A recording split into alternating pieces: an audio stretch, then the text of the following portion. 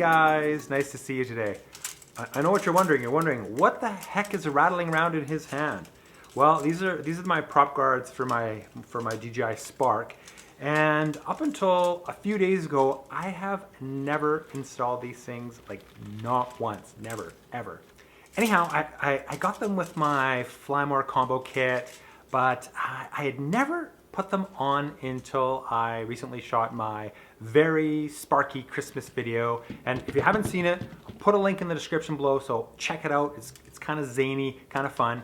So there was no way I was gonna attach signs to my Spark and then put it in a box that was covered in Christmas wrapping paper and then try to fly out of that box and around the house with all these obstacles and all this potential for total disaster without my prop guards. I mean, the prop guards in that case, absolutely, like I had to put them on. Even with the prop guards installed, it was kind of touch and go with that video, flying inside and so close to all those things. But I'm quite positive that the prop guards did in fact save me from a crash or two. I mean, especially when I got really close to the blinds there. I mean, that could have easily wiped out my drone. And if you've watched some of my other videos, some of my crash videos, you'll know that I like flying close to things, and a few times I've been taken out because those props have caught something and my drone just got tossed to the ground.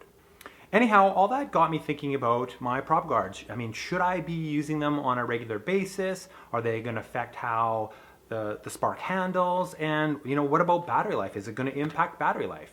So let's just get these installed really quick, and then I will answer those other questions.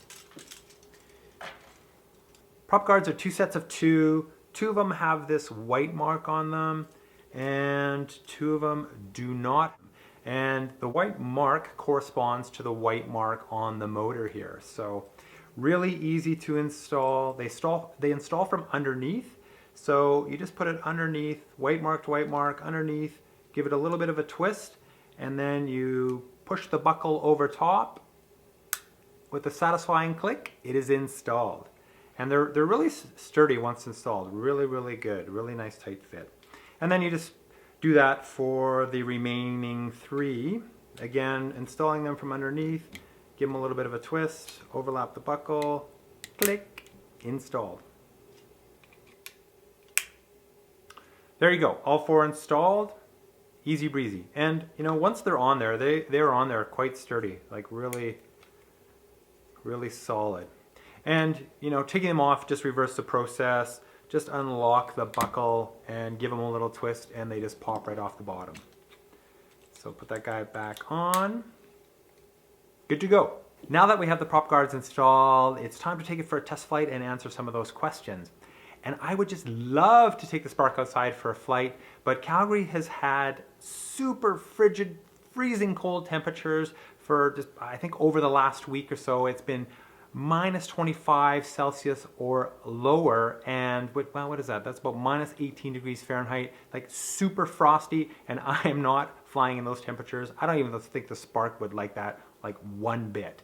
So we're gonna fly inside. So we have this great pool area space in my condo building, and it's rarely used during the day. So I'm gonna take Sparky down there and I'm gonna burn through a whole bunch of batteries and just see how well it does with prop guards installed and not installed, and then we'll talk about it some more. So yeah, let's go do that.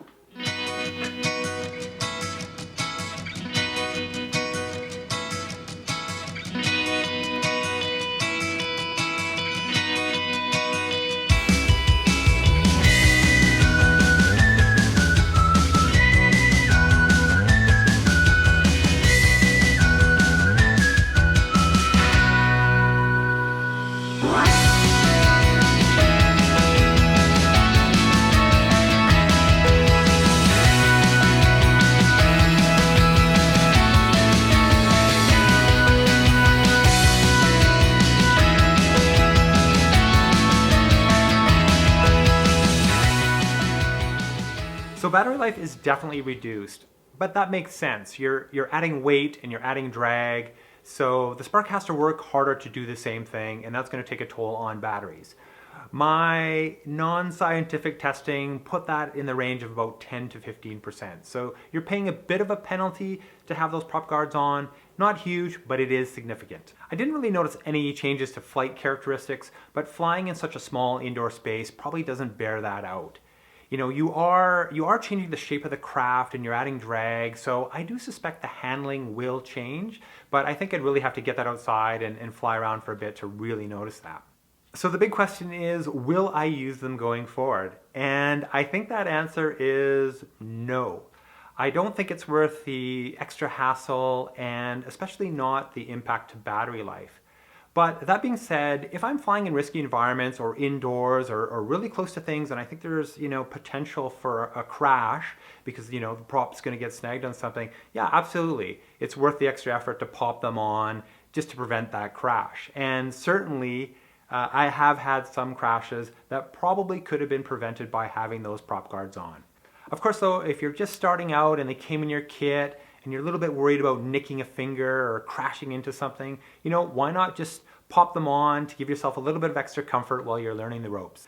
As always, guys, thank you so much for watching. I hope that was helpful. Comments and questions are always welcome, and we will see you in the next one.